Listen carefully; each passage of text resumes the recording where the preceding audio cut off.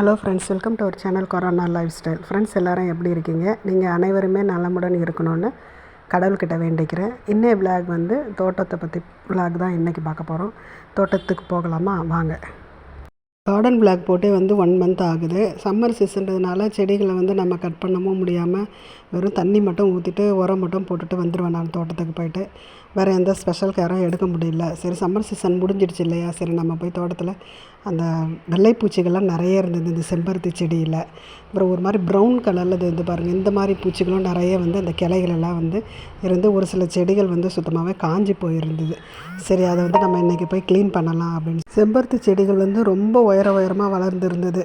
அதை வந்து உடைச்சி அதை வந்து கரெக்டாக அந்த புதார் மாதிரி வளர்க்கவே முடியல. ஏன்னா சீசன் சம்மர்னால சுத்தமாக அந்த வேலையை செய்ய முடியல. எங்கள் சம்மரில் உடைச்சோம்னா வந்து நம்ம சப்போஸ் துளுக்காமல் போயிடுச்சுன்னா என்ன பண்ணுறது அப்படின்னு சொல்லிட்டு சரி கொஞ்சம் வளரட்டும்னு அப்படியே விட்டாச்சு. அந்த வெள்ளைப்பூச்சிகள் வந்து கொஞ்சமாக இருந்ததுன்னா, ஒரு இடத்துல ஒரு செடியில் கொஞ்சமாக இருந்ததுன்னா அது வந்து நம்ம எதாவது ஸ்ப்ரே பண்ணி கூட மருந்து ஸ்ப்ரே பண்ணி கூட போகலாம். ஆனால் அந்த செடி ஃபுல்லாகவே அந்த கிளை ஃபுல்லாகவே இருந்தது. அது நம்ம என்ன ஸ்ப்ரே பண்ணாலும் கண்டிப்பாக அந்த வெள்ளைப்பூச்சி போகிறதுக்கு வாய்ப்பே கிடையாது.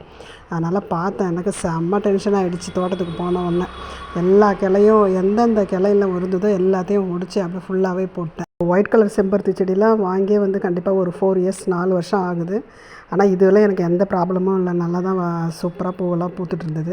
இப்போ இடையில தான் இந்த ஒரு 1 மந்த்தாக வந்து ஃபுல்லாகவே காஞ்சி போயிடுச்சு. சரி சொல்லிவிட்டு எல்லாத்தையுமே ஒடிச்சு விட்டு உரம் கொடுத்தோம்னா சப்போஸ் வளர்ந்துன்னா பார்ப்போம், இல்லைன்னா வந்து அந்த செடியை ரிமூவ் பண்ணிவிட்டு மண்ணெல்லாம் கொஞ்சம் மாற்றிட்டு வேறு செடி வைக்கலாம் அப்படின்னு சொல்லிட்டு ஒரு இந்த மாவு பூச்சிகள் பண்ணுற அட்டகாசம் பத்தாதுன்னு சொல்லிட்டு இந்த தொட்டியெல்லாம் வந்து இந்த புதர் செடிகள்லாம் வந்து நிறைய வளர்ந்துருந்தது. அதாவது 2 நாளைக்கு ஒரு முறை போய் தோட்டத்தை பார்க்கும்போது இந்த புல்லெல்லாம் நிறைய வளர்ந்துருக்கும். ஒரு கொஞ்சம் நாளாகவே சரியாக கவனிக்கலன்னும் போது எப்படி இருக்கும், எல்லாத்தையும் ஃபுல்லாகவே ஒவ்வொரு தொட்டியில் இருந்த அந்த புதர் செடிகள்லாம் ஃபுல்லாகவே எடுத்து போட்டாச்சு. இந்த மிளகாய் விதைகள் போட்டு செடி குட்டி குட்டி செடியாக வளர்ந்துருந்தது ஒரு பெரிய தொட்டியில். அந்த தொட்டியிலேருந்து அந்த செடிகள்லாம் எடுத்து வேறு ஒரு தொட்டியில் வச்சு நட்டுருந்தேன் நான். அதை பற்றி கூட நான் வீடியோ போட்டிருந்தேன். அந்த செடி பரவாயில்ல, ஓரளவு வளர்ந்துருந்தது.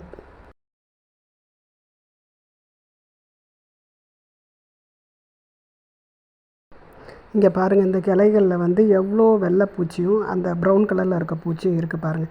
இதுக்கு வந்து நம்ம ஒரு பாட்டிலில் வந்து இந்த ஃபெர்டிலைசர், எந்த ஃபெர்டிலைசர் நம்ம யூஸ் பண்ண அடித்தாலும் இது கண்டிப்பாக சரியாகாது. ஏன்னா வந்து ஃபுல்லாகவே அந்த கிளை ஃபுல்லாகவே இருக்க அந்த கிளையை நம்ம உடைச்சி போட்டோம்னா, நல்ல உரம் கொடுத்தோம்னா புது தளிர்களும் புது இலைகளும் வரும்பொழுது நமக்கு ஃப்ரெஷ்ஷாக இருக்கும் செடி பார்க்குறதுக்கும். எல்லா செம்பருத்தி செடியிலையும் அலரி செடியிலையும் வந்து இந்த மாதிரி பூச்சிகள் இருந்ததுனால எல்லாத்தையும் கிளையெல்லாம் ஃபுல்லாகவே ஒடிச்சு விட்டுட்டேன்.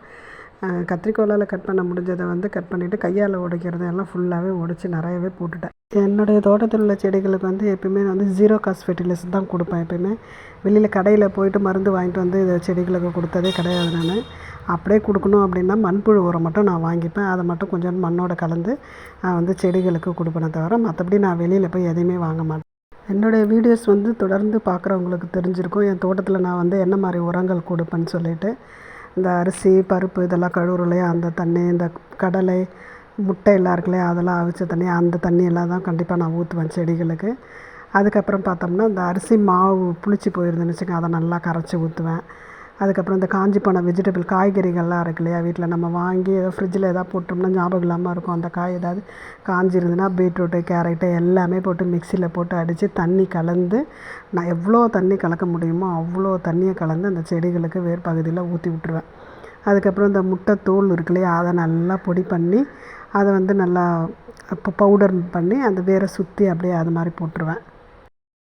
அப்புறம் வந்து பழங்கள் இருக்கு இல்லையா, பழங்கள் நம்ம வாங்கி ஏதாவது காஞ்சி போயிருந்ததுன்னா வீட்டில் இந்த சாத்துக்குடி ஆப்பிள் ஏதாவது சப்போஸ் வாழைப்பழம் அந்த மாதிரி காஞ்சி போயிருந்ததுன்னா கூட அதை நல்லா மிக்சியில் போட்டு அடித்து நிறைய தண்ணி கலந்து அதையும் நான் வேறு பகுதிக்கு ஊற்றி விடுவேன். அப்புறம் வாழைப்பழத்தோல் வந்து உண்மையாலுமே செடிகளுக்கு செமையான உரங்க. அந்த வாழைப்பழத்தோலை வந்து நீங்கள் வெயிலில் காய வச்சு அதை பொடி பண்ணி பாட்டிலில் ஸ்டோர் பண்ணி கூட நீங்கள் வேரை சுற்றி போடலாம். தொட்டிகளை வச்சு செடி வளர்க்கும் பொழுது நம்ம கொடுக்குற உரங்களை பொறுத்து தான் அந்த செடிகளுடைய வளர்ச்சி இருக்கும்.